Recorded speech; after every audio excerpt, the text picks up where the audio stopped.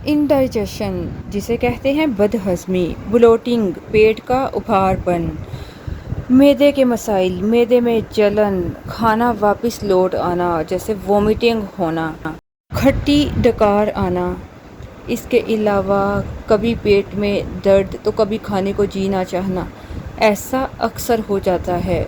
आम रूटीन में होने के साथ साथ ख़ासकर रमज़ान में भी ये प्रॉब्लम हो जाती है जब अफ्तारी की जाए, क्योंकि तली भुनी चीज़ें खाई जाती हैं और फिर एकदम से पानी का ज़्यादा इस्तेमाल करना, खाना खाते ही पानी पी लेना, इन सब मसाइल की वजह से बदहज़मी हो जाती है, खाना हज़म नहीं होता, पेट पे उभारपन हो जाता है, ऐसे बंदा जैसे गिर जाता है कि उठने की हिम्मत नहीं रहती। तो इस सब के लिए बहुत ज़बरदस्त फ़ायदेमंद रेमेडी आप लोगों की खिदमत में पेश करना चाहती हूँ।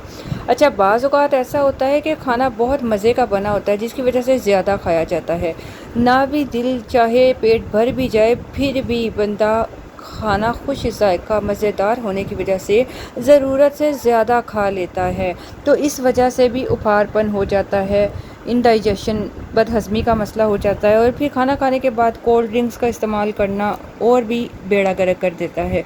तो इन सब मसाइल से छुटकारा पाने के लिए आपके साथ बहुत ज़बरदस्त रेमेडी शेयर करूँगी जिससे आपका बदहज़मी का, उभारपन का, सीने की जलन का मसला ठीक हो जाएगा इंशाअल्लाह। अस्सलामुअलैकुम, अनम होम रेमेडी चैनल में बहुत ज़बरदस्त वीडियो के साथ खुश आमदीद। तमाम तारीफ़ें अल्लाह तबारक ताला के लिए और सलातो सलाम हमारे प्यारे आका हज़रत मोहम्मद मुस्तफ़ा सल्लल्लाहु अलैहि वसल्लम के लिए।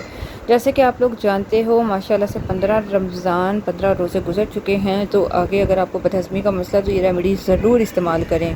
आपके घर में लौंग पीपर जिसे पीपली भी कहते हैं, लौंग पीपर, बड़ी काली मिर्च आप इसे कह सकते हो, ये बिल्कुल शतूत की तरह होती है, इसका जायका काली मिर्च की तरह होता है, तो ये हर घर में ज़रूर होनी चाहिए क्योंकि ये खांसी ज़ुकाम वगैरह के लिए भी फ़ायदेमंद है, इसके साथ साथ मैदे के मसाइल के लिए भी बेहद फ़ायदेमंद है। तो आप लाइए पीपली, लौंग पीपर, इसको लाकर पीस लीजिए, पीस कर पाउडर बनाकर रख लो, किसी जार में महफूज कर लो और चम्मच का चौथा हिस्सा, सिर्फ और सिर्फ चम्मच का चौथा हिस्सा लो इस पीपली का पाउडर और इसमें थोड़ा सा मिलाओ शहद। शहद कम ज़्यादा हो जाए तो कोई परेशानी की बात नहीं है, इस पर ज़रूरत मिला लें क्योंकि आप इसको वैसे नहीं खा सकते, इसका जायका जैसे काली मिर्च की तरह होता है ना, तो आपको मिर्ची लगेगी। इसमें थोड़ा सा मिलाइए शहद, शहद मिलाकर इसको चाट लीजिए। इसको आप खाली पेट भी ले सकते हो और खाना खाने के 30 मिनट बाद भी, इससे आपका हाजमा बिल्कुल और फ़ौरन ठीक हो जाएगा इंशाअल्लाह। इसको आजमाइए और अपने मैदे को ठीक बनाइए, बदहज़मी को, उभारपन को ख़त्म करें, इंशाअल्लाह फ़ायदा होगा।